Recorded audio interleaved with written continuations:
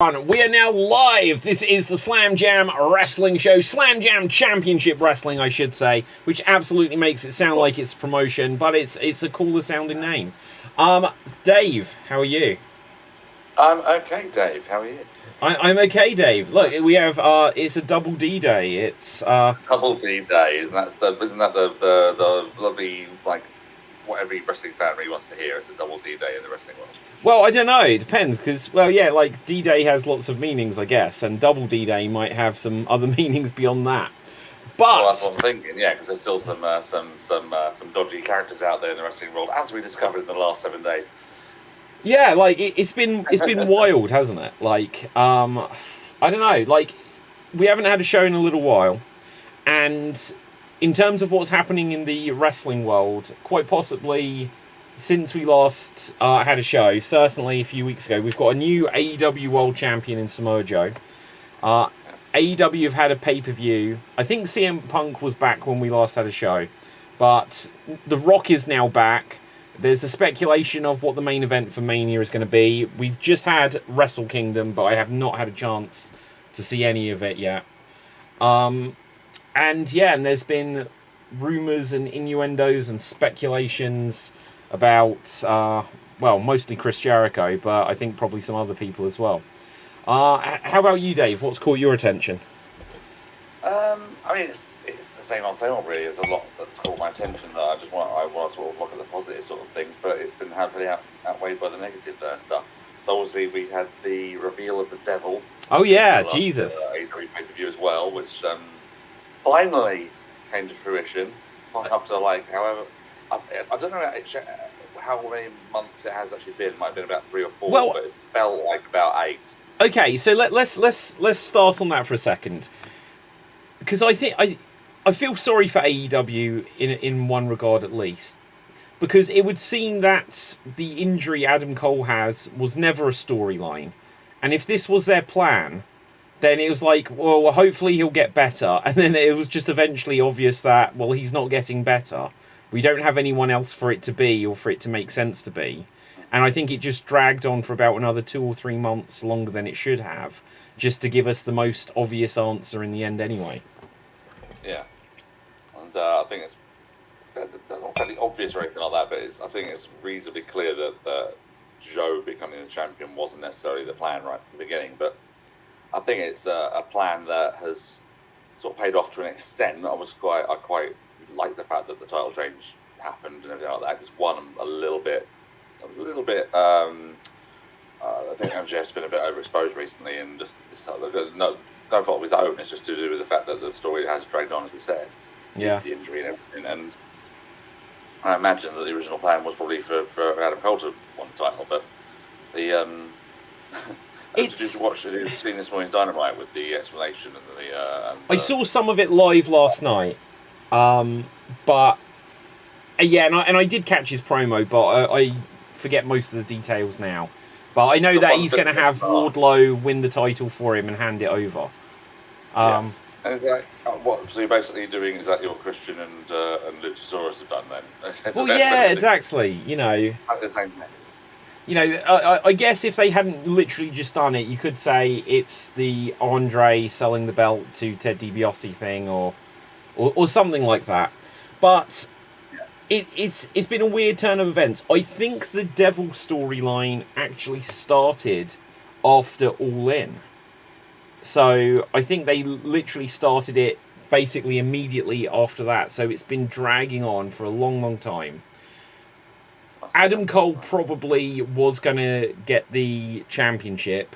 But, again, if my favourite subject in the world being CM Punk, obviously they were going to have resolved the 2 world titles, and that got messed up along the way. And so maybe he would have had some unification match with MJF or something like this.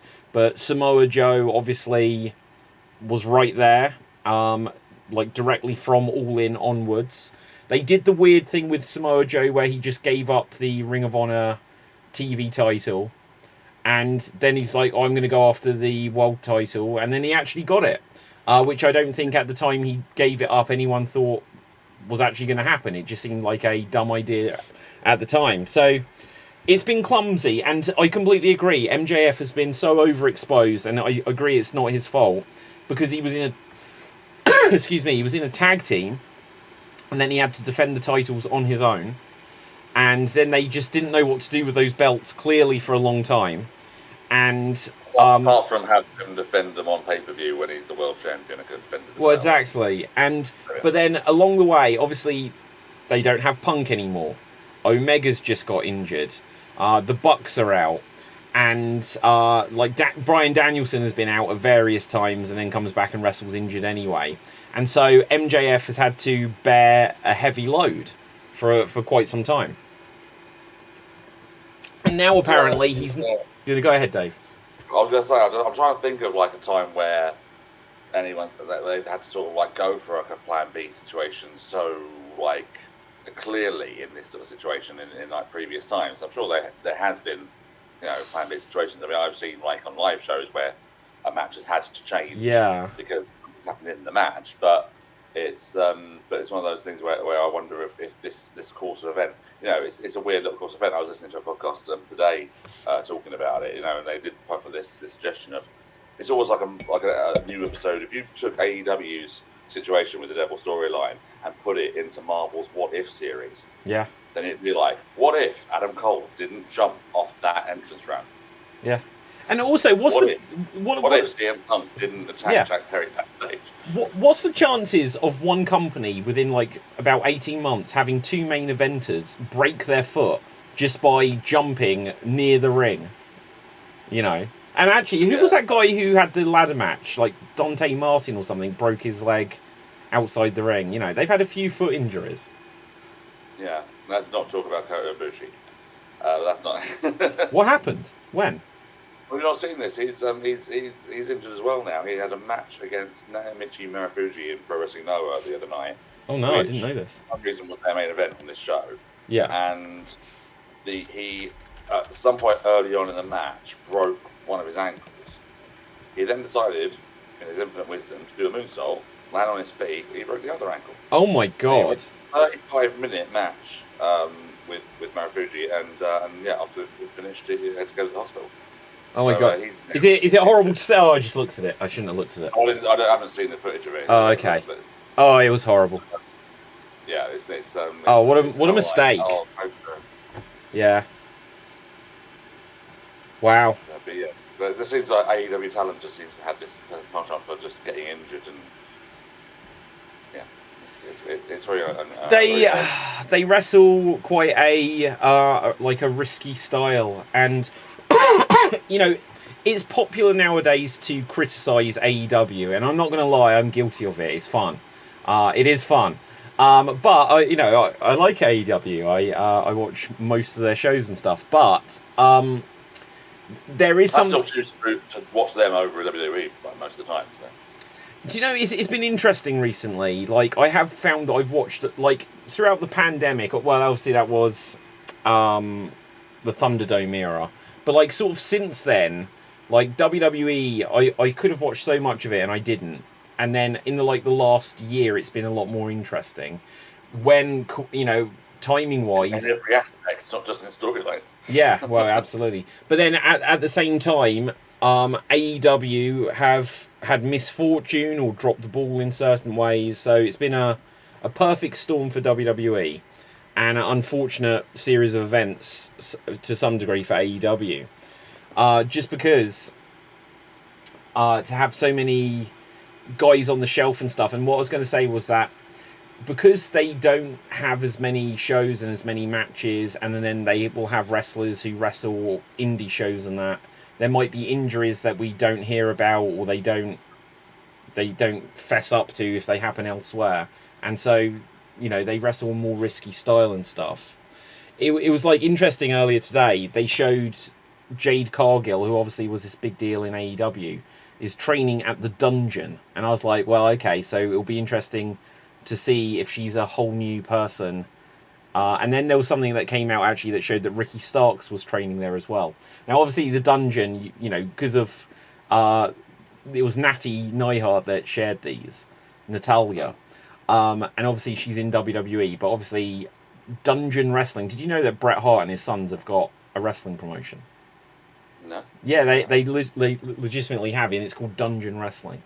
But obviously they're not associated or affiliated specifically with WWE or AEW. Yeah, it's not the dungeon either, is it? No, exactly. The Heart House I went several years ago. So. Yeah. Now I'll see if I can find out, like, because I don't think Bret Hart's children wrestle, but he's got two sons. Wasn't one of them like called Blade or something insane? Yeah, one of them called Blade. And the other was the Butcher. Dungeon Wrestling. Yeah, he's exactly. Yeah, exactly. Heart Dungeon. Okay, so Dungeon Wrestling. I'll see if I can share about this. It comes up on Instagram. I can only actually find them on Instagram. But I'll show you what we've got here. Dungeon Wrestling. It shows a man wrestling a bear. Chris Masters seems to be there. That's Chris Masters. Oh my god, have they got Jedward? That looks like Jedward. Who the hell are these guys? It's Jedward. It's Jedward. But yeah, so there is some sort of... God. Oh, it's the Billington Bulldogs. Oh, okay. Who? Those two? Oh, no, but not Jedward is. Jedward. Oh, yeah, my god, though. Doesn't that guy look like Dynamite? Well, it should do. It's a relative. But is it his son? Who is it? Dynamite's nephew. Nephew? Yeah, look at that. For a nephew to look exactly like him, that's insane. Yeah, genetics. Yeah. Yeah, but the Voros twins, I want to see them wrestle now. Voros twins. Yeah. I've never heard of them before now. No, exactly. Yeah, like, literally, I've only ever discovered this on Instagram. And so, I really don't know anything about it. Look, Nick Aldis was there at some point. There he is. But yeah, so, it's been interesting, just because AEW's had some misfortune. It felt like a turning point for them in the last few months was when they had Adam Copeland come in, and it seemed like that almost sent them in a slightly downward spiral rather than the opposite. I see what you did there. I don't think you did that purposely, but... No, I didn't do it purposely. What did I do? Downward spiral was Edge's finishing move back in the day, wasn't it? Was it? Downward spiral? Yeah, it's called the downward spiral. It used to do the flatliner whenever it's called the downward spiral. Okay, I didn't know that. I didn't know that. That is happy coincidence. Yeah, but no, I think so. I think I think that sort of just was unfortunate timing with everything else that was sort of going on with it at the time. I think that's actually turned a corner, and that was actually one of the more entertaining parts of the pay-per-view, which was and it is a pay-per-view, isn't it? Yeah, because it's not PLE. I'm getting confused. AEW do pay-per-view, WWE do PLE. Well, apparently Impact do PLE now, which has got people speculating. Really? Yeah, there was like some. They do stuff just for their network, don't they? They do just stuff for but they've apparently started using the term premium live event. Oh. So what does that mean? Well, they're using the same. It's the same software now, isn't it, for the app? But they're using the same as the WWE network thing. I had a little look at it the other day, and it's exactly the same setup and method. Wow. Yeah. So, yeah, no. I think that with Copeland and Christian, I think that's been steadily sort of very, very steady all the way along in terms of just little twists and turns. And I think that's more of a this is a mad angle sort of angle where everything else on on there is a bit more straight-laced wrestling and your comedy segments here and there. And I think the Continental Plastics helps a little bit as well, because I think that's been really good for the most part. The matches for that, and all sort of culminating with Kingston getting the victory in the end, which was nice to see. I think they're turning it back a little bit now, and hopefully this, today's Dynamite or last day's Dynamite was pretty decent. So I'm sure that for the moment the quality will keep going, and hopefully with everything being sort of really fresh now with Joe as champion and new challenges on the horizon, hopefully everything will sort of go a bit more in a decent direction, and when MJF inevitably does come back, hopefully it'll be a breath of fresh air. Everyone will have had a break from him, and he'll heal up and all that sort of stuff, and it'll be for the better. Okay, so is MJF coming back? What do you make of the fact they took him off the roster page? Is this just too blatant, or because there's without any comment? I think it's not. I don't think it's too blatant to the point where the more hardcore fans like us will notice these things and think, oh, it's an angle or all that sort of stuff. But I think if anyone's more of a casual fan and they see that he's not on the roster page and things like that, they might go, oh my god, he might be at the Royal Rumble, he might turn up to. What is the gain from them doing that? He's injured and he'll just take the next few months off and they'll bring him back in some hopefully big way, which hopefully won't detract from the rest of the program.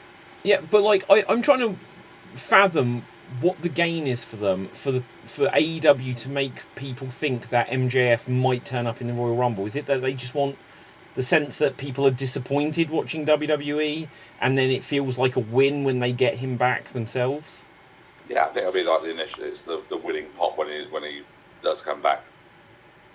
So there, I mean, he is never to be coming back because Adam Cole said the immortal line of the program. He's gone. He said MJF is dead. I'm not sure he's dead. Yeah. But he's definitely out for the moment.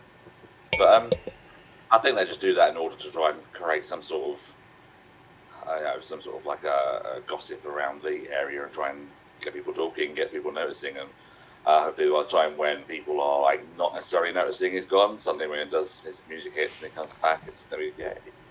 All that sort of stuff. Speaking of big pops, poor old Jinder.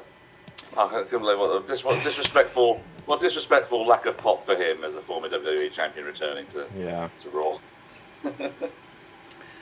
Yeah, the thing about that was I've got like mixed views on excuse me, on what happened there. Like in one regard, like he got the segment with The Rock.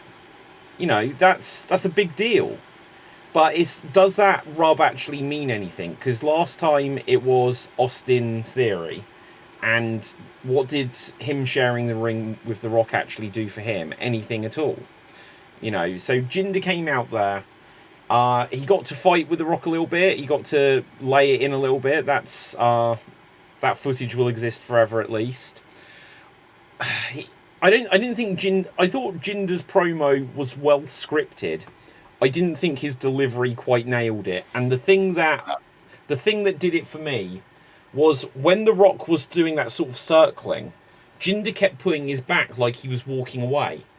He, like, literally, if you go back and watch that segment, The Rock always kept it so he was like face on with like Jinder, whereas Jinder put his back to The Rock as if he was like being chased. It's like no, turn your body. You know, you're a big guy. Like, he looked as big as The Rock.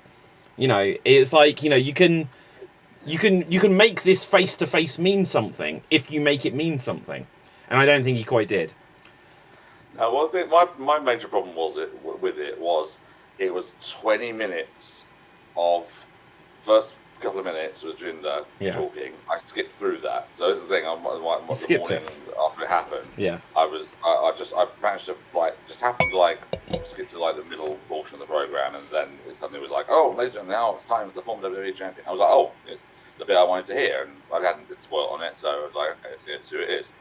Did laugh at the troll job of Jinder coming out, but it was just like, it kind of reminded me of a throwback to like a really bad, like, what was the guy's name that was in the Attitude Era that came out, that he was Middle Eastern guy that always did the sort of like, that you people think that I'm this, I'm that. Was it Tiger Ali Singh? Yeah. So he used to come out and do these promos like emphasising the fact that he was foreign and all that sort of stuff, and just antagonising the Americans and the differences and all that sort of stuff. And it was no more really than that. It was almost exactly the same sort of stuff. I was quite surprised when he mentioned Iron Sheik, because I think there was actually more. It was more Tiger Ali Singh than it was Iron Sheik. But I was skipping through it every 30 seconds. I thought, is Jinder's part never going to end here? What's going on? And finally, it got to the point where Rock's music hit. I was like, oh, okay, there we go. That's what it's setting up for. But then it was 15 minutes of The Rock just endlessly going singing, on, doing the chants, doing the get the chants going, forgetting the setup to the "it doesn't matter" line, and then having to start it again. Yeah, because Jinder got in there with I've not seen Baywatch, things like that. I think maybe one of them got it wrong anyway, but that blatantly went wrong. But yeah, that was just something that was off there. But yeah, but as I say, it was just like 20 minutes of really just a lot of stuff really not really happening. the inevitable people's elbow, and then the only bit everyone's going to really remember is the last minute where he says, "Should I sit at the bar? Should I sit wherever booth? else, what the other one was, or should I sit at the head of the table?" So, Yeah. oh, there we go. Okay, so he's going to come in and take the main event from CM Punk again, and take the main event from Cody. I didn't think Punk was ever getting day 2. I thought Punk and Rollins was day 1. Yeah, he's getting one of them. Yeah. So it's quite funny that all this time after complaining at the time about the fact that Rock was getting the main events over him, it's happening again. Do you know, there might be something for the roster. Look, things have been on the up, and you know, things have been more positive and momentum for WWE in the last year. Again, when there's been a lack of that in AEW, and you know, we can talk about some of the people leaving AEW, which for the first 3 years of AEW, basically no one left because no one could, because all of the contracts were brand new, and so it meant that there was always a one-way stream of traffic. But now, literally, as we get to WrestleMania, where it was going to be, oh, Cody's going to finish his story and that, literally 2 guys have turned up out of nowhere. Punk after 10 years, and Rock hasn't had a match in about 10 years. And they might be taking day 1 and day 2, night 1, night 2 main events of WrestleMania. There might be some people in that locker room who might suddenly be like, oh, maybe there might be an opportunity for me over in AEW after all. Well, yeah, or they think, oh, well, there. Okay, there might be a place for me here, as long as he doesn't sign anybody else. Oh, hi, Andrade. Yeah. I don't know, like, what are they going to do with Andrade? I think... LWO, isn't they? Well, yeah, absolutely. But he's got talent, but I just think he's got zero marketable personality. If CJ Perry couldn't be bothered to manage him, then who knows? Yeah. Oh, my God. But yeah, so the other rumor, I guess, around The Rock is that it will be Elimination Chamber versus Roman. I just think that's absolutely... Have you not heard that at all? I had a little glimmer of something, but I've seen so much where people are saying, should The Rock take on Roman at Elimination Chamber in Australia? And that is a terrible idea, in my opinion. Terrible. For me, Cody's story, he can finish his story. Who says it has to be at WrestleMania? That was never part of it. He wants to win the world title. It doesn't have to be at WrestleMania. You don't have Roman losing the title at Elimination Chamber. No. He's got to be at no. What, do you think The Rock's taking the title from Roman? No, it doesn't need the title. But No. I suppose, I don't know. You don't need the title to be in there. It's the title of the head of the table is surely enough. But Yeah. Yeah, you can't. They put themselves in a corner. You can't have Roman lose the title at a non-WrestleMania. Yeah. It's not happening at WrestleMania. Nowhere else. I think he could lose it at SummerSlam. If So you want another 6 months of this? well, yeah, because and I'll tell you why. Because, and this is why Cody shouldn't get the main event. Roman versus Rock, main event of WrestleMania 40. That's a big one. You know, that like 20, 30, this is number 40. Roman versus Rock. There isn't a bigger main event you could do.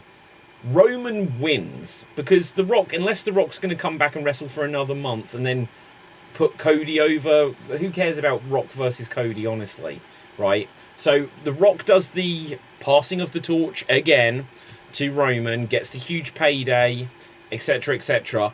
Then we would have Roman versus Punk for the 2 or 3 months where they can have Heyman involved and do all of that. Roman still wins because Punk shouldn't beat Roman. Look, you know, I'm happy for Punk to finish his story getting a WrestleMania main event. There was an interview where Punk said that, you know, he wanted to be added as a 3-way in a WrestleMania main event and get first eliminated just so he's been in the main event. That's all he wanted.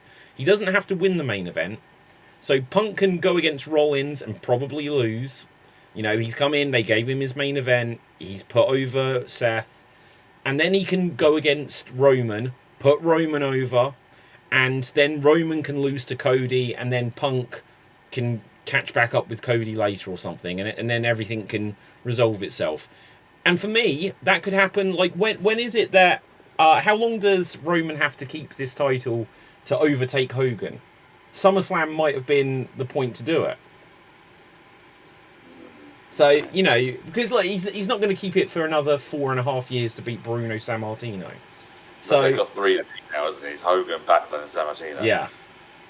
So I don't know. Like personally, I would do it. I would just have it where by the time he gets to year 5, I think everyone would start to want him to do it again. You know. So it just goes all the way around again to where like, no, never lose, please never lose. Yeah, please never lose. I don't know about that, but I'll keep that in there. I mean, I've never been really on the Cody train anyway, so I'm not really fussed if he wins or not. But yeah, it's just the fact that if they are going to do Rock and Roman, I hope they do it to the point where it's not a massively long match. I think it's going to be like when Roman and Brock did the Mania match a few years ago, the unification match, where it was like just under 10 minutes, and it's just like smash out of nowhere. The finish was out of nowhere, and it caught everyone by surprise. Because Brock was knackered of just doing the spine buster on the people's elbow. I know, he was. It's like, okay, you're going to need a few months to get this. This coming from me, obviously the svelte Svengali god I am, and but yeah, it's just one of those things of you just hope that it's not going to be embarrassing as well. It's just like you're putting staking all this on Rock and Roman, and you think you just hope it's not going to be a total wash out embarrassment. Could it be though? Like, should it they'll stand there, they'll have a face to face. They'll have some hands back and forth, and then like a test of strength maybe. They don't need to do much. No, they can take it to the outside. Someone can be slammed into the steps. Yeah, don't get me wrong. I'm not disappointed. I'm not expecting suddenly Rock and Roman to be busting out 450 splashes and exactly. presses and like that. So I just think, they'll do a spear. Their biggest spot will be the spear through the barricade, which happens in every Roman match. And then, that'll be that. But it's always interesting to see how it ends up happening. Obviously, we've got the Royal Rumble coming up soon, and that's always fun to see what happens there and see how it goes. And I'll say it's always fun. I mean, sometimes it's not, because then you see who wins, and you're like, oh, okay. Yeah. That was with Brock one a few years ago. This is one of those. This is one of those things that like, okay, where are they actually going to go with it? And it's good because it is unpredictable. So now you've got 3 people who could conceivably be in the main event in some form or fashion in Punk, Cody, and Rock. So it's nice to be talking about it in that sort of way, I guess. Yeah. No, absolutely, because often it's obvious half a year before where it's going to be, and for the last 10 years, it was like, well, it's going to be Cena and someone, and it's going to be Brock and someone, or it's going to be Roman and someone, and usually the someone is pretty clear half a year out, or they kind of don't matter. Like I remember when Drew won the Rumble, and it was like people were getting excited. Oh, it's going to be something new and something different. But we knew that was coming. There was rumours that it was coming like a couple of months before, and people saying, "Oh, but they haven't used him well. How are they going to get him there?" and stuff like that. The position WWE is in now was even if someone got injured, if they got cursed and suddenly Rock was like, actually, that spine buster was too much, I can't do it. And then Cody got injured and Punk got injured. Then they've still got... actually, is Sami Zayn injured at the moment? I'm not sure, he might be. Yeah.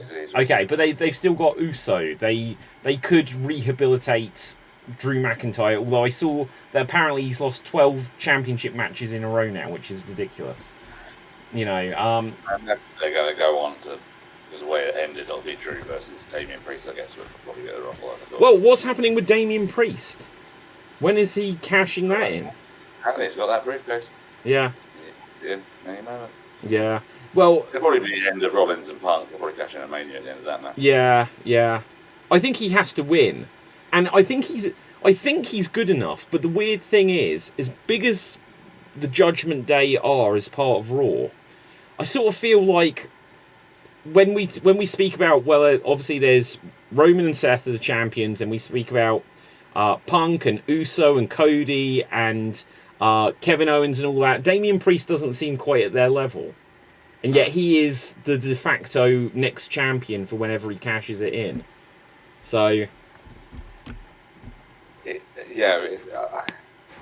he's got a ceiling, in my opinion, and he always sort of has done. But to be said, having said that, he kind of deserves a good push because he's been in the last year. He's done like some really good work. I mean, that Bad Bunny match was better than it had any right to be. Yeah, one of my most fun matches of last year. I don't know, but I haven't really thought about what my matches of the year or anything like that were last year. But if you go off what my most fun, what most fun I had watching, it was that one. The most fun you had watching was Bad Bunny. Bad Bunny and Damian Priest. Where Carlito and Savio Vega return. Yeah, brilliant. It was actually a fun match. It was a fun match. The crowd were absolutely crazy just from Bad Bunny's entrance. Well, that's true. Along that track, it was just the atmosphere was fantastic. The crowd for that, it wasn't quite Hogan and Rock, but it was one of those ridiculous. Yeah, exactly. It was one of these ridiculous. The crowd supported it so much kind of matches. Yeah. No, before he even turned up on WWE, I really didn't know who Bad Bunny was, and why would he? I'm British bloke who doesn't listen to much Latino music, so I wouldn't know who this guy was that was rapping while Booker T was stood with his arms folded. G.I. Bro. Yeah. I was like, what the hell's going on? And I was watching this bit. But yeah, no, it was really, really good fun. So yeah, I mean, give Priest a bit of a go or something. It doesn't have to be there. It doesn't have to be there for long. Give him his little WrestleMania moment. I think people will accept it. They'll be more accepting of it than others. Doesn't have to have a long reign with it. No. But whilst that's true, if he doesn't have a long reign with it, depending what they for like months ago they were teasing that him and Finn were falling out, and then with JD coming in, they were like, oh, the Judgment Day's going to splinter. They shouldn't break up the Judgment Day. Because if they break up the Judgment Day, especially with Priest winning the title, if he doesn't keep it for long, he will be a Jack Swagger of a champion. So, there's been a few champions. Unfortunately, even Dolph Ziggler, who... Did you see anything about Dolph Ziggler in the last couple of days? Did we mention him already? Well, today he turned up in Japan. Yeah, exactly. Okay. So, I think he got injured, so that's why he wasn't a long reigning world champion. But he's someone that, because his title obviously wasn't a big hit, he kind of... I think it ended up in some ways hurting him more than helping him. It's a circumstance sometimes, isn't it? If you're going to give somebody, you've got to make sure they have a plan at stake. And unfortunately, I think since not last year, sometime before, I think that if anything, it has shown in the last little while, in that time, that quality control has been so much better than Vince been out of control of the storylines. Yeah. He had that moment where he went back in the Mania, went back, he was having more influence, and it was like, oh, this is getting a bit rubbish again. And it's just gone again entirely. And as I say, it is a much better, sort of more cohesive and more sensible sort of story. Angles and things like that, which have been much more enjoyable. So it's, I mean, like I say, I'm happy to watch it on a week basis. As I say, I am more drawn to AEW just because of the style of their show. But it's. I don't know what my point was. I sort of just don't worry. I've sort of forgotten about okay, it. so something I can pick up on that you said earlier, though, Dave. Let's do our unofficial, because we haven't put any thought into it. Either like match of the year or wrestler of the year, tag team of the year, stuff like this. Let's do a little bit of a retrospective. We spoke about some of the current goings on, and we can look forward again and stuff. Who is your wrestler of the year across any promotion, I guess? Who springs to your mind? Gunter. Oh, okay, fair. That's a completely fair choice. Consistent performer on there. He's been much better at promos than I ever thought he'd ever. Bear in mind, I've got a bit more of an attachment to that because I've seen him live a lot before we went to WWE and the Independence over here and in Progress and places like that, and WW places like that, and really seen like his sort of improvement in that direction, seeing his character start to develop and stuff with the group called Green Pump, and the type of matches he was doing over here, and the fact that they haven't changed him that much. I mean, obviously he's himself changed a bit. He got lots more lean, much more lean. Yeah. Than he was, but he hasn't changed anything. And this is another example of what I was saying about Vince when he took over and was starting to do this thing of like. Well, Gunter. It's Volta, you know. Well, no, it wasn't. I mean, we had that edition of the show, where we were absolutely roasting that name change, but which is still one of my most fun shows we've done on Slam Jam. Actually, was when we were just talking about that and roasting it. But I think there was a point where Gunther was constantly like doing this thing where he was chopping Kaiser, wasn't he? And at the end of every match, whatever, no matter whether it was a win or a loss, he constantly was beating up Kaiser. And that suddenly stopped around the time of Crash at the Castle, which I think when Vince was again out. Yeah. I forget what the timeline was, but there was a point. It was around then when Vince. Yeah, you're right.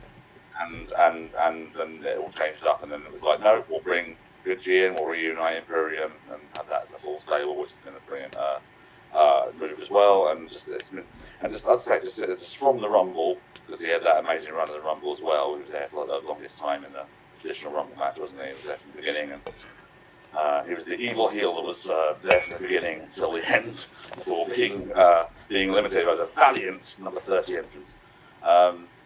Yeah, I think in terms of match quality and things like that, it's good for me. Yeah, no, you make a very good case for it.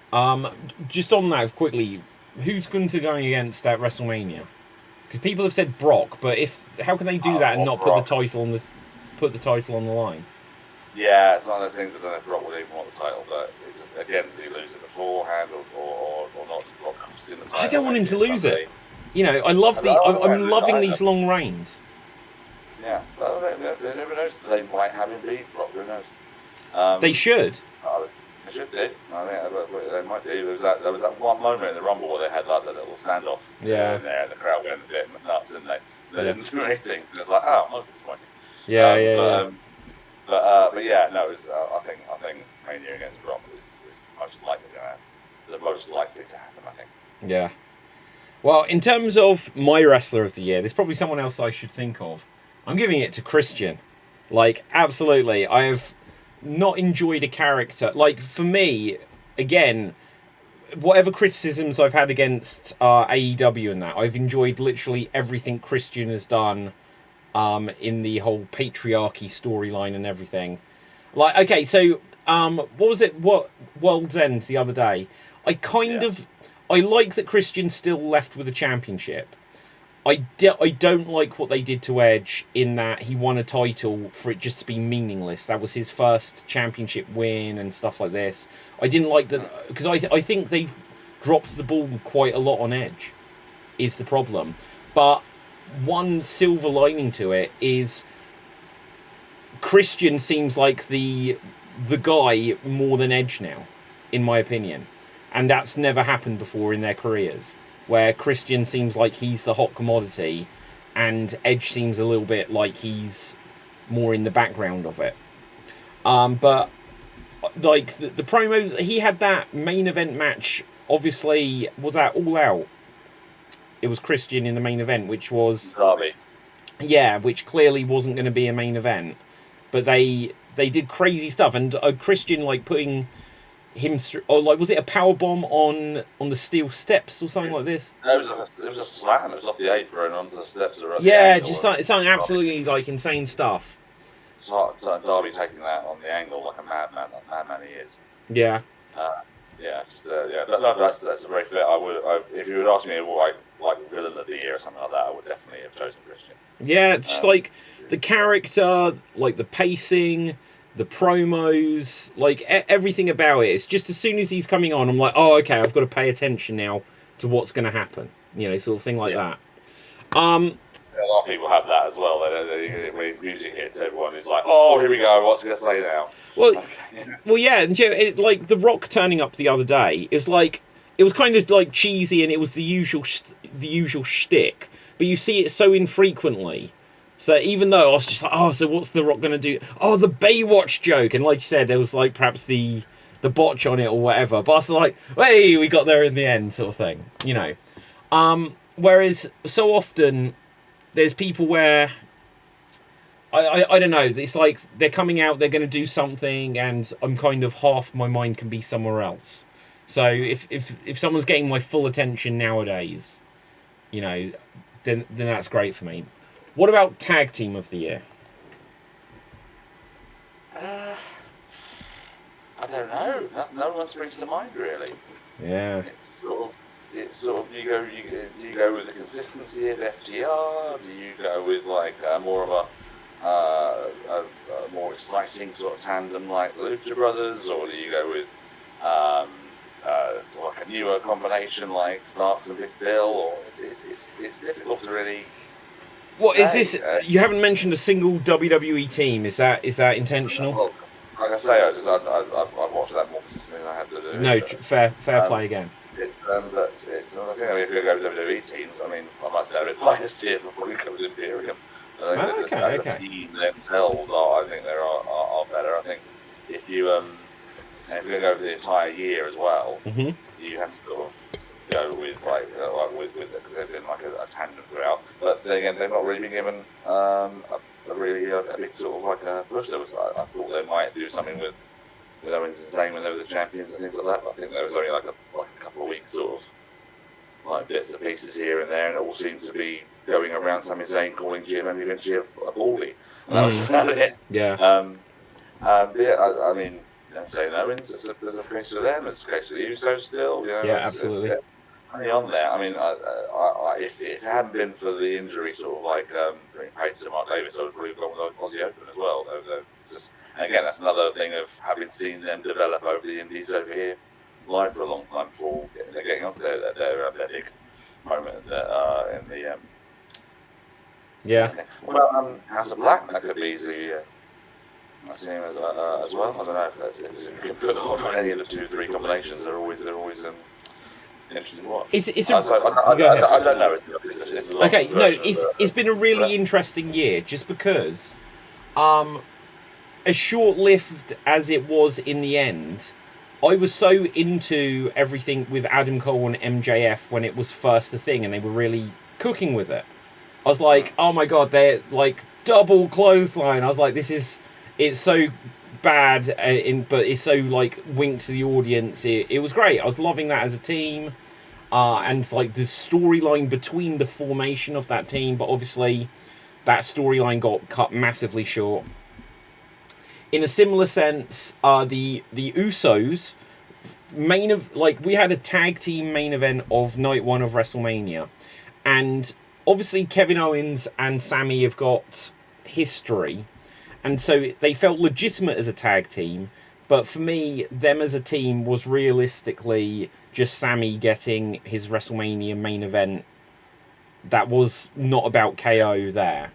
But that was still great, but also the Usos felt like they'd finally arrived. But that obviously, by about the middle of the year, they had like another pay-per-view main event against Roman and Solo, and then they imploded it.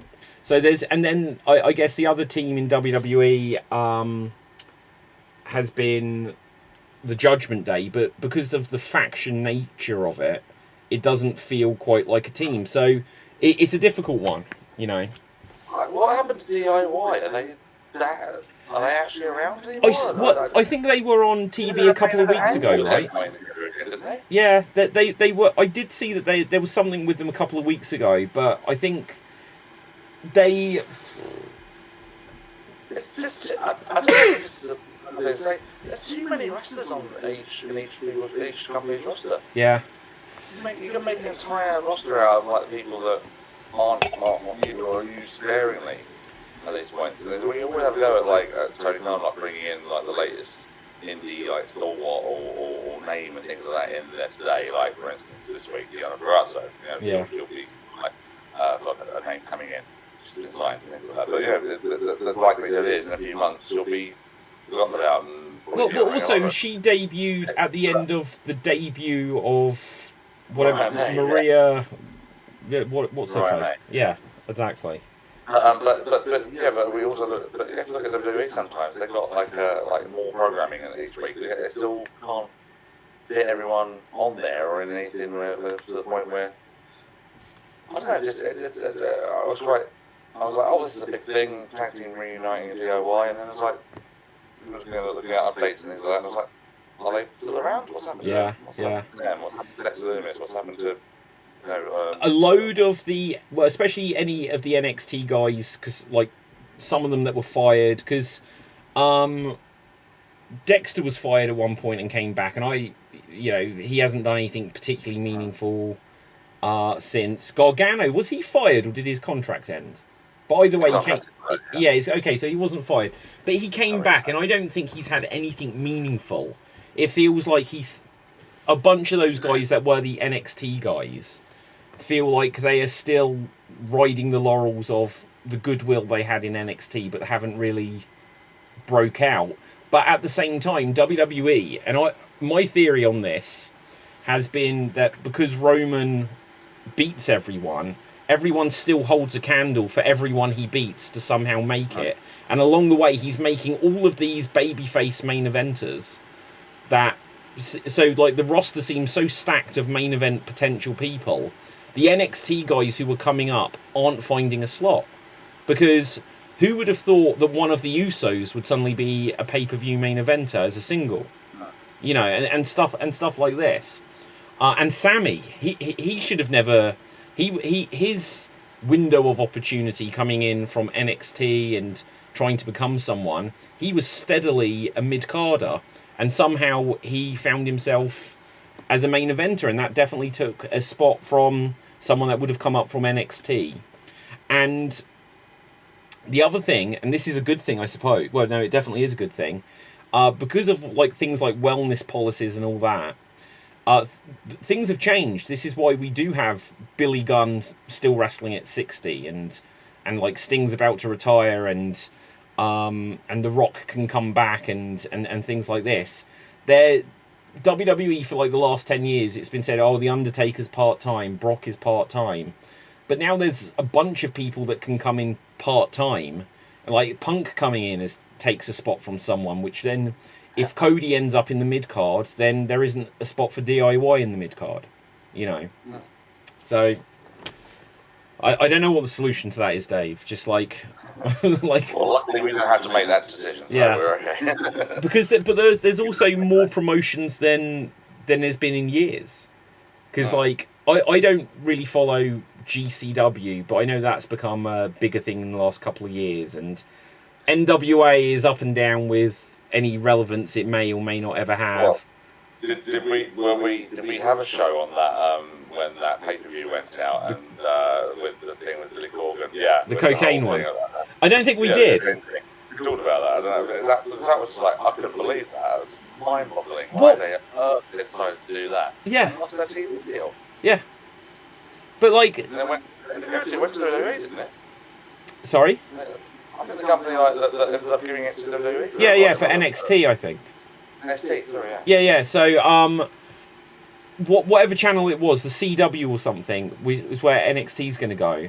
And there was something about that NWA is going to be on their streaming service. But why they felt the need to suddenly cut to the sinister minister snorting cocaine of all people, it's like, that's gripping television.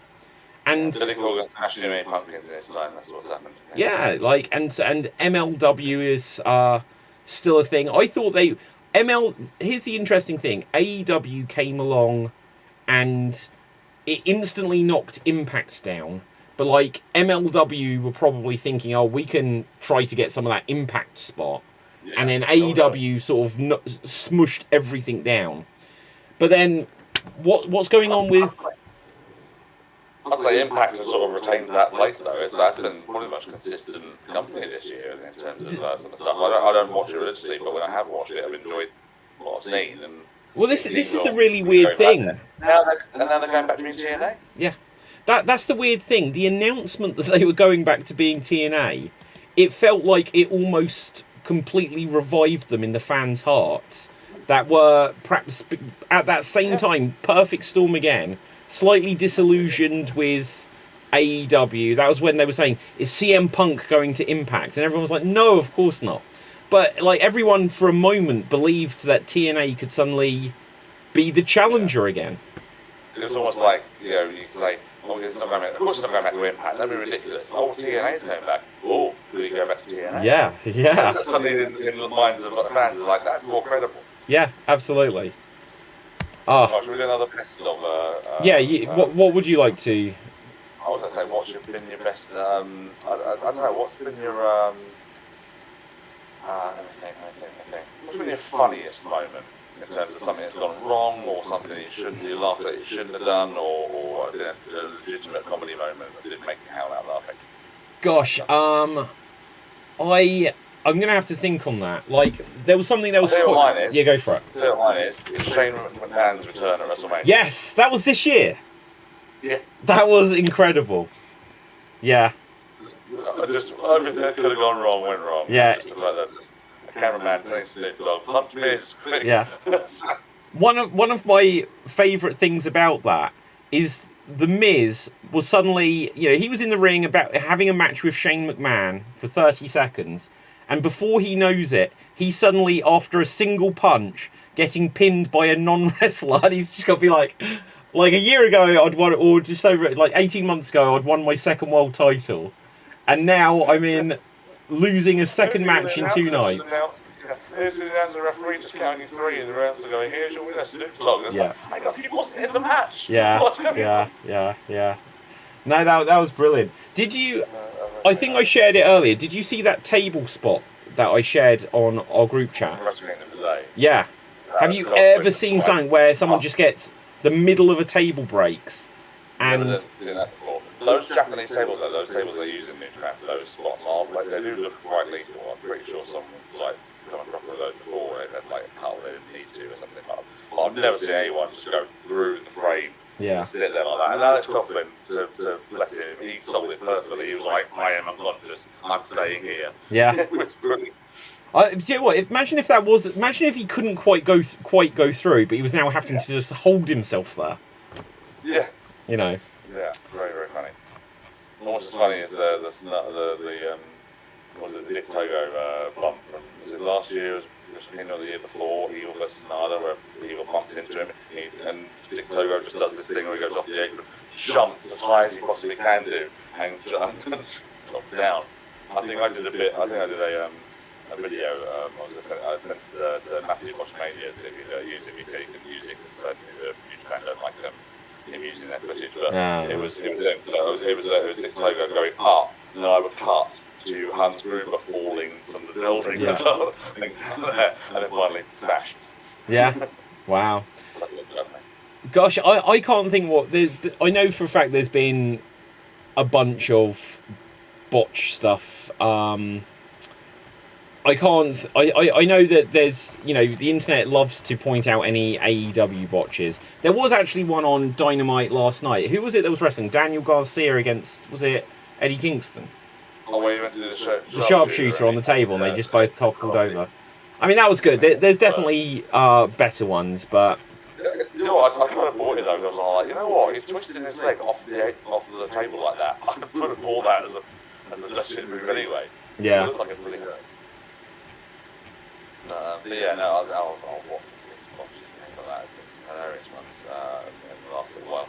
There was one, what was it? There was I forgot what it was, I'll have to put it in the chat, but it's something happened quite recently that I thought, what is going on here?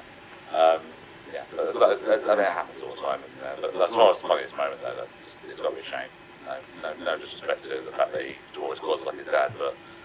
and now will he ever be seen in WWE? I mean, I think his son was seen since.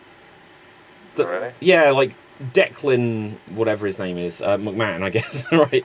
Like his son's been in the crowd, which may be the only reason we ever end up seeing Shane again. But what a sad end to the career that would be.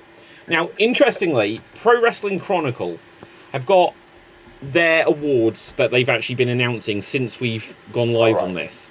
And so I'll bring it up here. Let me just make sure there's... You can always... Twitter is a bit dodgy that you don't know what's going to come up on the screen.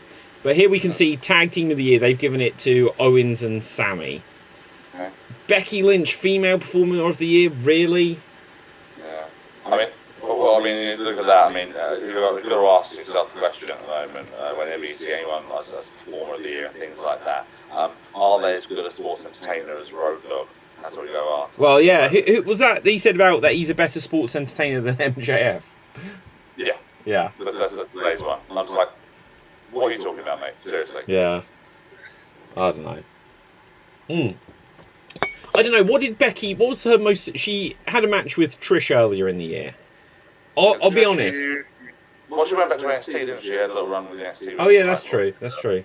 Had some good matches with Tiffany Stratton and Lyra Valkyria, like that. So yeah, she's had a decent year. I wouldn't have said she was the best one of the year. I think Toni Storm surely has been much more attention grabbing.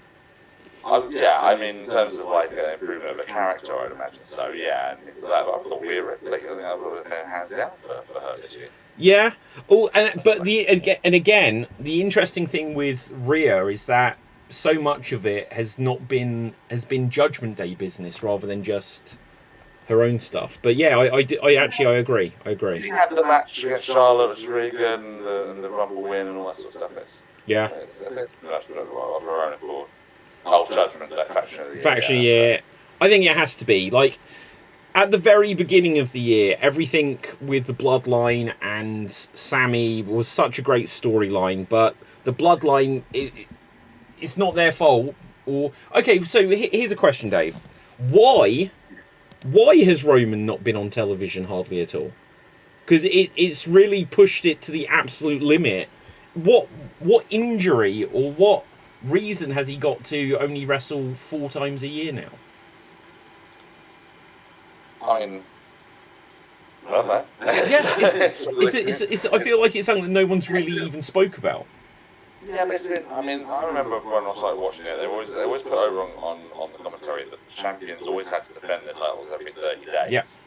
When I was a champion, that also went by the wayside a long time ago. But that really being said, so I think it's a situation of he's playing up the fact that he's the biggest star on the roster and he can wrestle when he wants to or when he needs to, and that sort of thing. It's no different really to when Brock was champion. He was defending it every now and then. So that's more of an event when they do come back in. I mean, to be honest though, I think in terms of average, if you look at I'll go back to Wrestle Kingdom a second when Sanada losing the IWGP World Title to Naito today. I think Sanada, he won it in March or April last year. I think he defended it 3 times in that time. So it's not exactly much different. It's like once against Evil, once against Jack Perry at that Forbidden Door show. Yeah. That terrible title defense was on that. Oh, that yes. show. And once before then, I think against the Hiromu, and that's his world title reign. So always world title contenders. I mean, I'm not saying for a second he wrestles a lot more than Roman does, but in terms of title defenses, it's just I don't know what the right reason is for these things.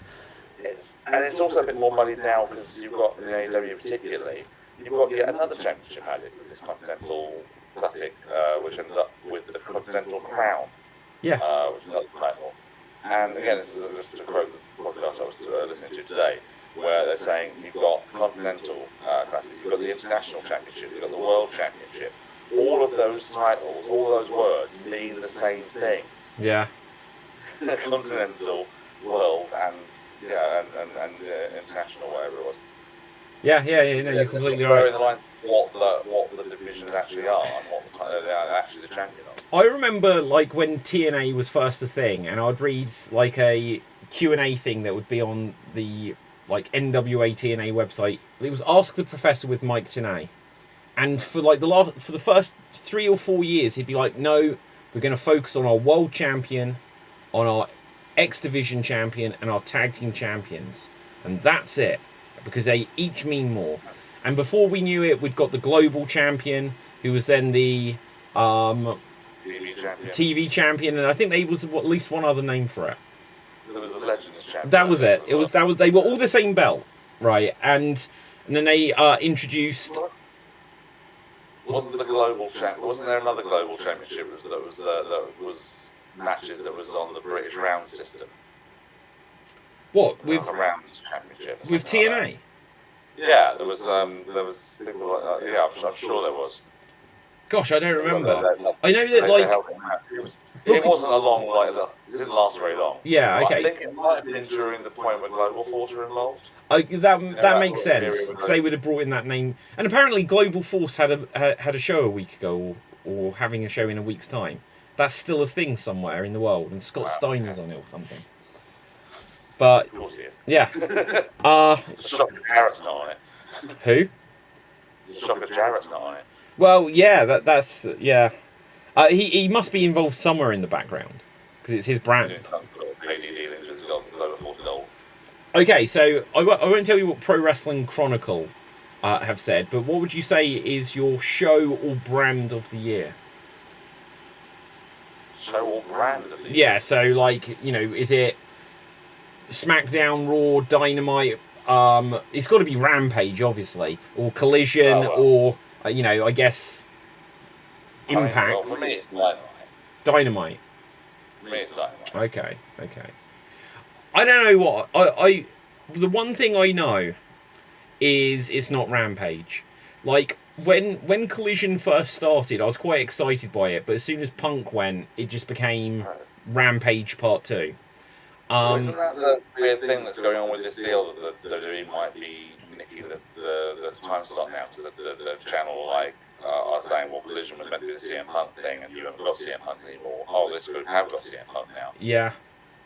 Do you know? The story came out a few weeks ago, I think. I don't know what would happen if AEW lost their TV channel. Nowadays, it doesn't really matter anywhere near as much as it did with WCW. But I kind of want AEW to stay put. WWE can stay put, or they can go wherever they're going to go. It's a spicy part of the promotional war. Everyone loves WWF versus WCW, and they want WWE versus AEW. But literally, if one channel, if one promotion steals the other's channel, it could be a domino effect that we end up losing a promotion. Because for the last 2 years we've been saying, is Ring of Honor going to get a TV channel? And if it's now that literally AEW won't have a TV channel, then what happens to Ring of Honor? I think Ring of Honor instantly folds. And then how long can they even keep AEW? What even is Ring of Honor anymore? I don't know, because isn't the world title now just part of this New Japan Strong AEW Continental Championship? Yeah, I don't know. That title is a yearly tournament or something, just because it's that simple. Anyway. Right, so Pro Wrestling Chronicle have given it, I don't know how this is, so there's some sort of vote, they've given it to SmackDown either way. Alright. Manager of the Year, Paul Heyman. I mean, the only other option, I guess, is Rhea Ripley, if she counts as a manager. No, hey, managers. How can you not give it to Prince Nana? Oh, do you know what? Yeah. Like, yeah, I know. There are some fun dances in AEW this year. You know. Yeah, there's been a few. And then, what's this? Male Best on Promos, Cody. Really? I don't know about that.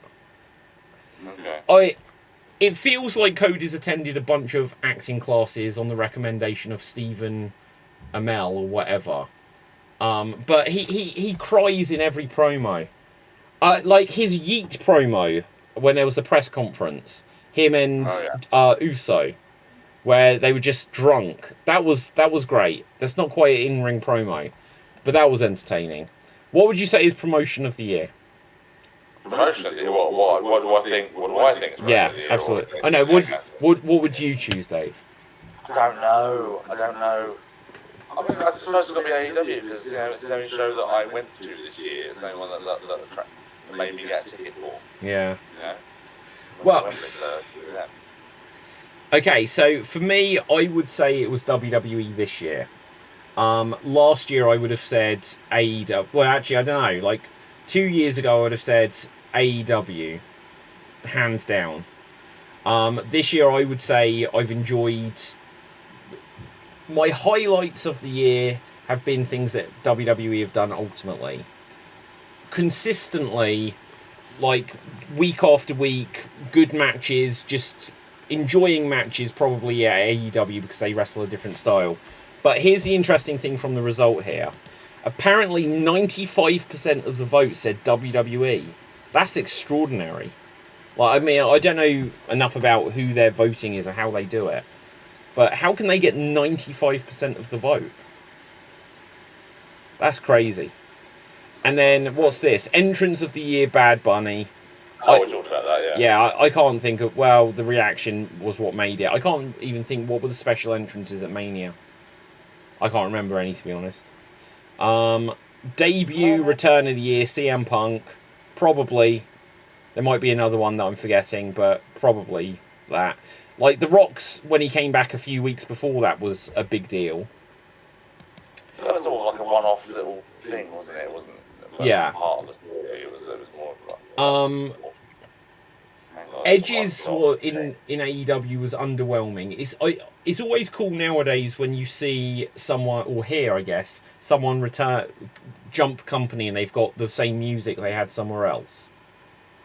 You know, because AEW, I think they did that with the Hardys, or Jeff Hardy at least, coming in with the Hardy Boys music. Obviously, they've done it with Edge. Did you see that with Scotty 2 Hotty a week ago? Have you missed the AEW debut of Scotty 2 Hotty? What? I kid you not. And the thing is, he had the Too Cool theme from WWE. Was this a dream? No, I swear, I'm gonna find something. I've been watching it recently for the last week. Okay, so this may have been something that you had to see on Twitter, because I think I read that it was a dark match or something. I only saw it on Twitter. My Return of the Year is the Superfan Vladimir the other day. Oh yeah, that interesting story. So look, yeah, there you go. But he came out to his WWE theme. Well, yeah, they're not broadcasting on TV. Well, you can do. When did they broadcast that? When did that happen? I think it was a dark match. The interesting thing, though, I don't know what the rules are on if they've now got the rights to that theme and WWE can't use it. When I saw that, I was like, oh, they've done this so that they can't bring out Rikishi to be part of any tribal court or whatever and bring out Rikishi. But yeah, they can use Bad Man entrance, couldn't they? Yeah, they could, although I don't think it's as iconic. Oh, of course it's not, but it's know. but at the same time... I did not see that, it seems to me. Yeah, at the same time, I don't know if it would fit the bloodline if he just came out in his dancing Rikishi gimmick. He needs to come out sort of as, like, the head of the Mafia family. Oh, yeah, that too. Right, I've clicked off of any of these awards that I was on, so that was a mistake. Let's see, was there anything else? No, okay, so that was just about it. Dave, is there anything we have missed? We can begin to wrap this up, just because we'll have Xstreamed Improv soon. I guess the other one we probably haven't said. Oh, Match of the Year, true. Also, here's one that we did miss. Ring Announcer of the Year. Ring Announcer of the Year? Yeah. What they've actually said. It's probably, I don't know her name, is it Samantha Irvin? Yeah. She's the ring announcer? Yeah. Who does the Chelsea Green. So it's quite funny. Apparently they've said that she's not allowed to do that anymore, which I don't understand. Yeah, it was really stupid. Yeah. Okay, but here's the weird thing. Now, Dave, do you know Gogglebox, the TV show? Yes. Basically, she is WWE's Gogglebox because they film her the entire show. And then when The Rock came back on TikTok, I went onto TikTok and it got The Rock returning, interrupting Jinder. And this was a day or two ago, so it may have changed. But The Rock's return had got like 2.9 million views. Him talking smack to Jinder had got 2.6 million views. Him saying, I'm going to go, should I sit at the head of the table, had got 2.4 million views. Samantha Irvin's reaction to The Rock's theme had got 3.1 million views. The most viewed part of the whole of Rock's return was her reaction to it. And I'm like, and over again, they're just filming her going, the Judgment Day. And she gets really into it. And it's cool. It's nice to see how into it she gets. But literally, the whole time, she must just be sitting there thinking, in one sense, oh, this is great. I'm getting so much fame, and all I'm doing is saying some names. But also, she's like, I'm just meant to speak every, 25 minutes, and they're filming me constantly. So she constantly has to perform on camera the entire show just so they can film any of her reactions like an episode of Gogglebox. Okay, that's really weird. Yeah.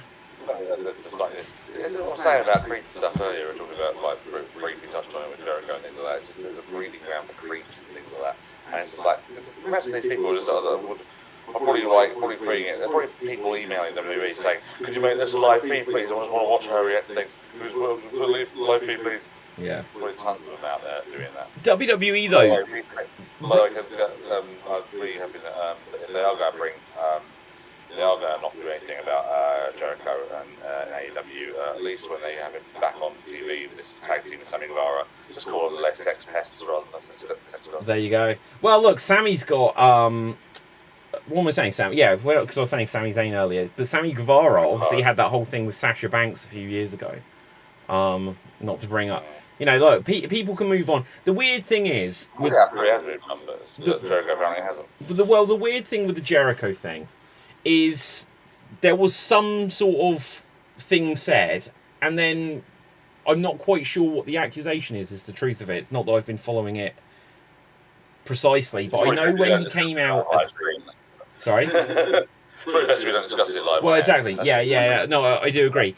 But then the weird thing was he came out on the pay-per-view. Everyone sung his theme and then instantly started booing him. And I was like, come on, you can't have it both ways. Either you're booing this guy and you're not happy that he's there, or you're cheering him and you're going to sing his theme. You shouldn't do both. But literally, they were doing both. I'll show you the video I took of from Wembley when he was doing the Freddie Mercury thing. No, I don't think so. No. I suppose I just filmed it. You just see my hand in front, just go in front of the camera, okay? Oh dear. Yeah. I don't put that one up, but yeah. I wasn't impressed. But apparently it was a thing that he wasn't on Dynamite last night. Again, not that I have seen it particularly. Yeah, I saw some of it. So who knows what's going to happen there? Who would you say is Booker of the Year? Booker of the Year. He's buying TK a new hat. Yeah. Booker of the Year, I'd imagine it's probably Triple H. It is. Would you agree with it though? In terms of consistency, absolutely. Yeah. What is going on with Tony Khan? Literally looks like he's going insane. He's still I've made this joke already today, so I'm repeating myself. But he's still got a COVID lockdown haircut, and he just literally he looks kind of like he's going insane. I'll bring up the picture I shared earlier. That's another podcast I listened to, Grapple Podcast, JP on there, a tweet out today. He retweeted Tony Khan talking about one of the matches from Wrestle Kingdom today. And he just quote tweeted him and said, "Go to sleep." Yeah. Just go to sleep. Have a rest. Well, because look, I saw this, and it's you've got 1981 Tom Hanks, and it looks like he's about to play Tony Khan, but Tony Khan is looking like a madman.